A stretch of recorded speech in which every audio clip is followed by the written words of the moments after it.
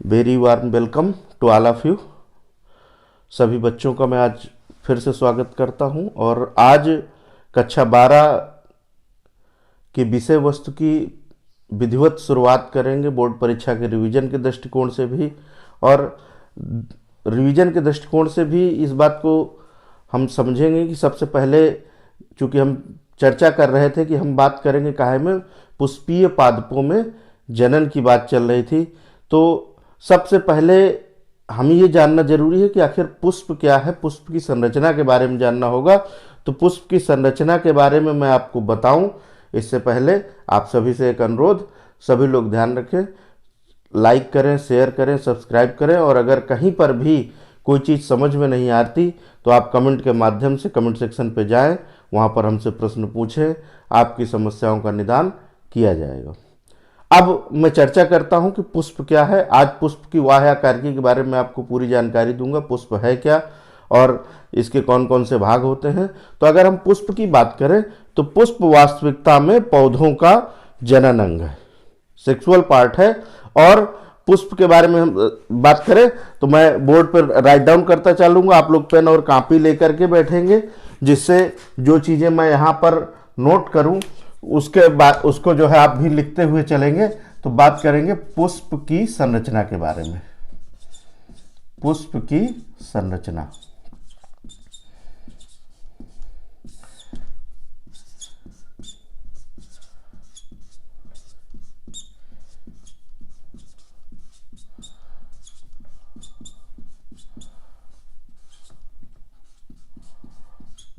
देखिए अभी अभी मैंने, तो पुष्प क्या है? पुष्प पौधे का जनन अंग है। अब जनन के दृष्टिकोण से बात की जाए तो पुष्प में दो प्रकार के भाग पाए जाते हैं। पहले भाग को कहते हैं सहायक जनन अंग। क्या कहते हैं? सहायक जनन अंग, ठीक। और जो दूसरा भाग है उसको हम कहते हैं प्राथमिक जनन अंग।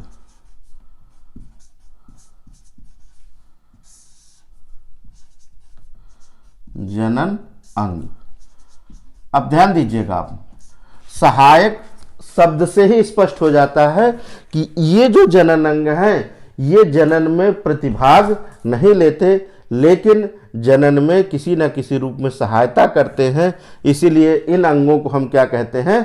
सहायक जनन अंग। और सहायक जनन कौन? दो होते हैं मुख्य रूप से, वाह्यदल पुंज। एक तो पहला कौन है? वाह्यदल पुंज, और दूसरा है दल पुंज। ठीक। देखिए पुंज का अर्थ होता है समूह, और वाह्यदल को कहते हैं कैलिक्स,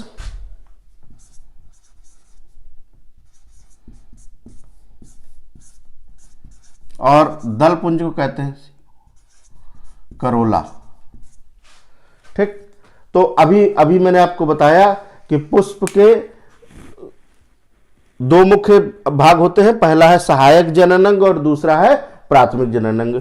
सहायक जनन अंग नाम से स्पष्ट है कि ये भाग क्या करता है? पुष्प की जनन में सहायता करता है। और इसके दो मुख्य भाग हैं, मैंने आपको बताया, वाह्यदल पुंज और दल पुंज। ठीक। दल पुंज और वाह्यदल पुंज की संरचना के बारे में अभी आपको चित्र के माध्यम से विस्तार से बताऊंगा, लेकिन ये समझ लीजिए पुंज का मतलब समूह होता है और वाह्यदल पुंज का मतलब, वाह्यदलों के समूह को हम वाह्यदल पुंज कहते हैं और दलों के समूह को हम दल पुंज कहते हैं। और इसी प्रकार से अगर हम प्राथमिक जनन अंगों की बात करें तो प्राथमिक जनन अंग में आते हैं जायांग सॉरी, क्या आते हैं? एक तो पुमंग और दूसरा जायांग।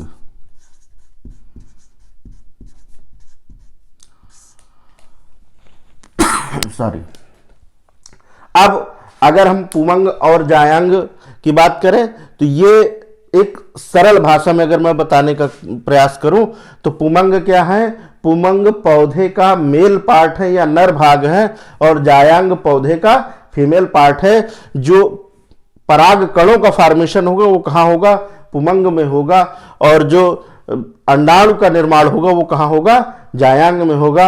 अब किस किस भाग में किस किस प्रकार से निर्माण होगा और कौन सी क्या संरचना है, हम इस बात को अभी एक चित्र के माध्यम से समझेंगे। अब मैं आपको पुष्प की संरचना के बारे में बताऊंगा कि पुष्प के कितने भाग हैं, कहाँ से शुरुआत होती है, लेकिन अभी मोटा मोटा ओवरव्यू करा दूं। मैंने जैसा अभी आपको बताया कि पुष्प के दो प्रमुख भाग होते हैं, एक कौन सा आपको मैंने बताया सहायक जनन अंग, और दूसरा कौन सा बताया प्राथमिक जनन अंग। तो सहायक जनन अंग में अगर बात की जाए तो कौन से हैं, वाह्यदल और दल, और प्राथमिक जनन अंग में कौन है, एक तो पुमंग और दूसरा जायांग। अब मैं पूरी विधिवत चर्चा करता हूं, कहां से, जहां से पुष्प अक्ष से लगा होता है, यानी वह भाग जहां से पुष्प अपने तने से अपनी मदर शाखा से जुड़ा होता है, वहां से शुरुआत करते हैं। तो पुष्प कहां से जुड़ा होता है, आप लोगों ने ध्यान दिया होगा, एक पतली डंडी टाइप में नीचे निकली रहती है जिसके माध्यम से वो शाखा से जुड़ा होता है। तो समझना है अगर किसी भी पुष्प के बारे में ठीक से, तो आप पेड़ के पास जाके देखेंगे पुष्प लगा कैसे है। तो पुष्प लगा कैसे होता है, एक शाखा में एक पतली डंडी से लगा होता है, और जिस डंडी से लगा होता है उसको हम कहते हैं पुष्प व्रंत, या अंग्रेजी में कहते हैं पेडिसिल।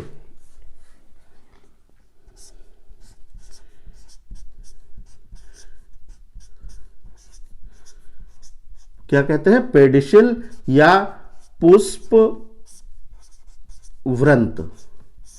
ठीक, क्या कहेंगे, पेडिसिल या पुष्प व्रंत।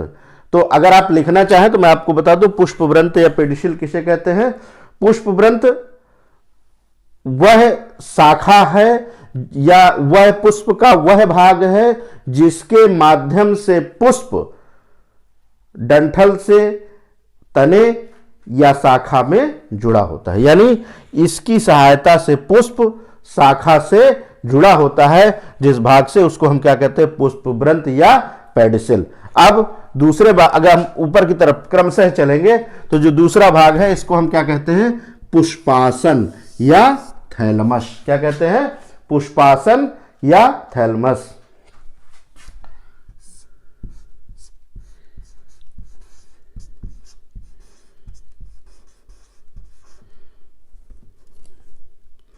कहते हैं थैलमस, हिंदी में कहते हैं पुष्पासन। देखिए नाम से स्पष्ट हो रहा है, थैलमस क्या है, थैलमस पुष्प का वह भाग है जिस भाग में सभी पुष्प के जो सहायक जनन भाग हैं और प्राथमिक जनन भाग हैं, जिस भाग में रखे होते हैं या जिस भाग से जुड़े होते हैं, उस भाग को हम क्या कहते हैं, थैलमस या पुष्पासन। यानी जहां पे पुष्प पूरा जो प्राथमिक और सहायक भाग है वो आसन लगा के बैठे होते हैं, हम उसको क्या कहते हैं, पुष्पासन। अब हम बाहर से क्रमशः एक एक चक्र को हम बाहर से क्रमशः एक एक चक्र को अंदर की तरफ लेते हुए चलेंगे, जिससे आप स्पष्ट रूप से समझ पाए कि पुष्प की संरचना कैसी होती है। तो सबसे पहले आता है, बारी आती का है कि वाह्य दल की, और वाह्य दल को क्या कहते हैं हम, सेपल।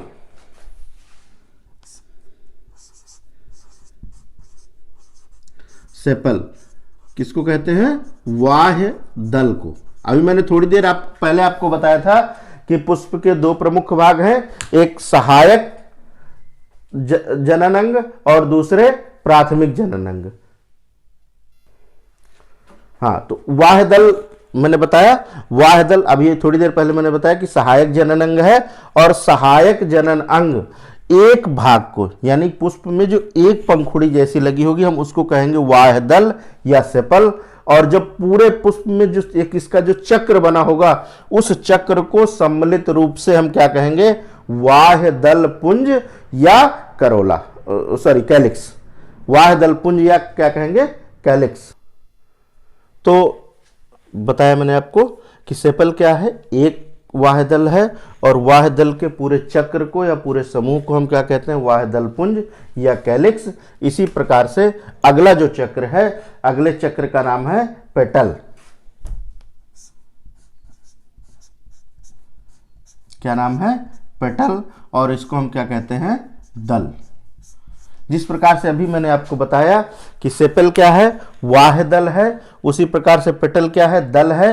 एक पंखुड़ी, पुष्प, किसी भी पुष्प की एक पंखुड़ी को हम क्या कहते हैं, वाह्य दल, दल कहते हैं, और पूरी पंखुड़ियों के समूह को हम क्या कहते हैं, दल पुंज।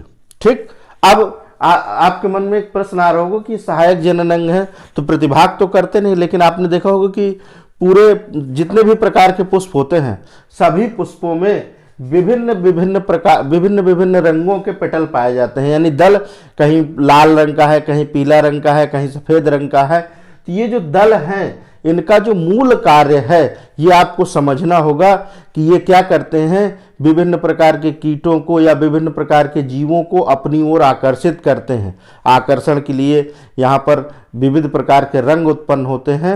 और आकर्षित क्यों करते हैं, ताकि कीट आए और परागण में इनकी सहायता करें। तो ये जो दल होते हैं, इनका मुख्य कार्य क्या है, कीटों को अपनी ओर आकर्षित करना, जिससे पुष्पों में परागण की क्रिया संपन्न हो सके। तो मैं आपको एक बार फिर से बता दूं कि एक पंखुड़ी को हम क्या कहेंगे, पेटल या दल, और पूरी पंखुड़ियों के समूह को हम क्या कहेंगे, दलपुंज या करोला। ठीक। अब बात करेंगे हम प्राथमिक जनन अंगों की, और प्राथमिक जनन अंग में सबसे पहले बात करते हैं हम क्या है कि फीमेल रिप्रोडक्टिव पार्ट की। अब मैं आपको फीमेल रिप्रोडक्टिव पार्ट से परिचित कराऊंगा। ठीक। और फीमेल रिप्रोडक्टिव पार्ट में सबसे ऊपर होता है क्या, स्टिग्मा, जिसको हम क्या कहते हैं, वर्तिकाग्र। क्या कहते हैं, वर्तिकाग्र। ठीक। इसके बीच में जो पतली डंडी होती है, इसको क्या कहते हैं, स्टाइल। क्या कहते हैं, वर्तिका। और इसके बाद इस भाग को क्या कहते हैं, ओवरी या अंडाशय। ठीक। स्पष्ट लिख दो, अंडाशय। देखिए, तो अगर हम फीमेल पार्ट की बात करें तो ये कितने भागों से मिलकर बना है, स्टिग्मा, स्टाइल, ओवरी। ठीक। अब इस पूरे को मिला के कहते हैं पिस्टिल। तीनों को मिला क्या कहते हैं, पिस्टिल।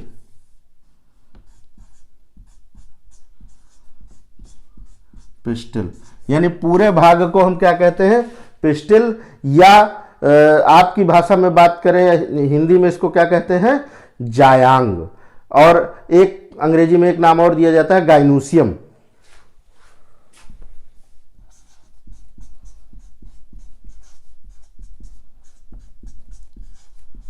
हिंदी में क्या कहते हैं, जायांग।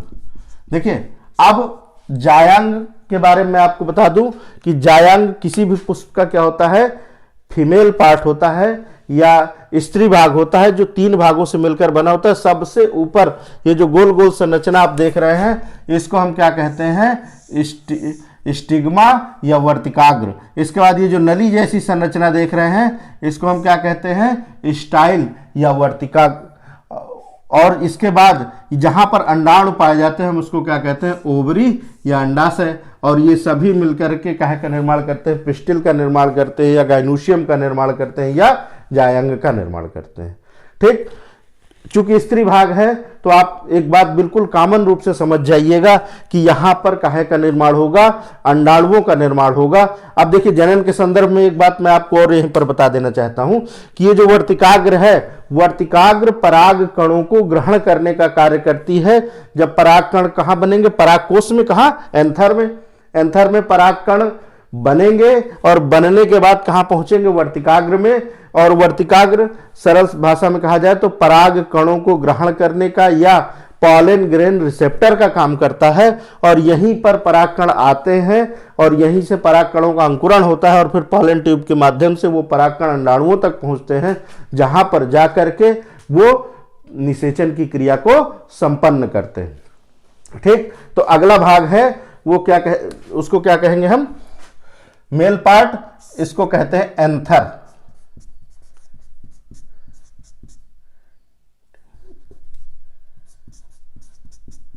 और जहां से जुड़ा होता है उसको कहते हैं फिलामेंट। ठीक, और दोनों मिलाकर के काहे का निर्माण करते हैं सॉरी स्टेमन का।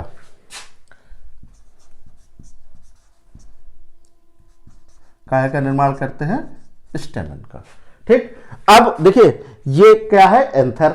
एंथर की संरचना के बारे में, हालांकि इन दोनों की संरचना के बारे में भी आपको जब इंटरनल स्ट्रक्चर इनका पढ़ाऊंगा तो इंटरनल स्ट्रक्चर में हम इसको ओपन करेंगे और फिर समझेंगे, लेकिन मोटा मोटी अगर आप एंथर के बारे में जानना चाहें तो एंथर बेसिकली ऐसी संरचना है जो बीच में ये दो हाथ देख रहे हैं आप, इन जो हाथों को आप देख रहे हैं, तो अगर हम ऐसे जोड़ दें तो बीच में एक पतली सेप्टा, एक ऐसे जुड़ा है फिर ऐसे, तो बीच में एक पतली सेप्टा होती है और इसके बाद ऐसे एक सेप्टा होती है। तो कुल मिला के एंथर सरल भाषा में कहें तो बाइलोब्ड संरचना है, जिसमें कुल 4 कोष्ठक होते हैं, मैं विस्तार से बताऊंगा, जहां पर पराग कणों का निर्माण करने वाली कोशिकाएं भरी होती हैं, जिन कोशिकाओं में पराग कणों का निर्माण होता है। जिस प्रकार से यहां पर मैंने बताया कि अंडाणुओं का निर्माण होता है जो है गाइनोसियम के केस में, उसी प्रकार स्टेमन के केस में एंथर में पराग कणों का निर्माण होता है।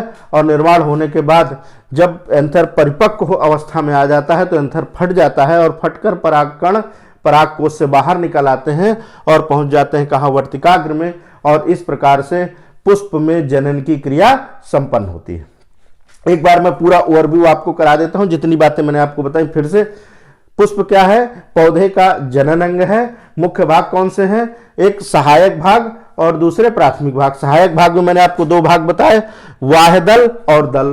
ठीक, और प्राथमिक भागों में कौन, एक तो स्टेमन और दूसरा गाइनोसियम, यानी जायांग और पुमंग। ठीक, अब पुष्प के बारे में आपको फिर से बता दूं, पुष्प जहां से मुख्य शाखा से जुड़ा होता है उसको पुष्पवृंत कहते हैं। जहां पर पुष्प के सारे भाग व्यवस्थित होते हैं उसको पुष्पासन कहते हैं। और पुष्पासन के बाद बारी आती है वाह्य दल की। दल के बाद क्या पाए जाते हैं, दल। वाह्य दल के बाद पाए जाते हैं दल, और दल के बाद पाया जाता है क्या, अगर द्विलिंगी पुष्प है तो मेल और फीमेल पार्ट एक ही फ्लावर में पाए जाते हैं। अगर एक लिंगी पुष्प है तो मेल और फ्लावर अलग अलग पार्ट में पाए जाते हैं। तो ये सब जो कुछ मैंने आज आपको बताया, ये क्या था, पुष्प के वाह्य संरचना के बारे में बेसिक जानकारी मैंने आपको दी। अब मैंने कोशिश की है कि जिस बच्चे को कुछ भी नहीं आता वो भी इन चीजों को सीख पाए। बिल्कुल, अगर आप जीरो हैं फिर भी अगर आप नहीं समझ पा रहे हैं तो आप कमेंट बॉक्स में क्वेरी डालिए, मैं आपकी समस्या दूर करने का प्रयास करूंगा। और कोशिश करिए, एक बार में नहीं समझ में आ रहा है तो 2 बार बार बार देखें। मैं फिर से एक बार कहूंगा, कमेंट करें, शेयर करें।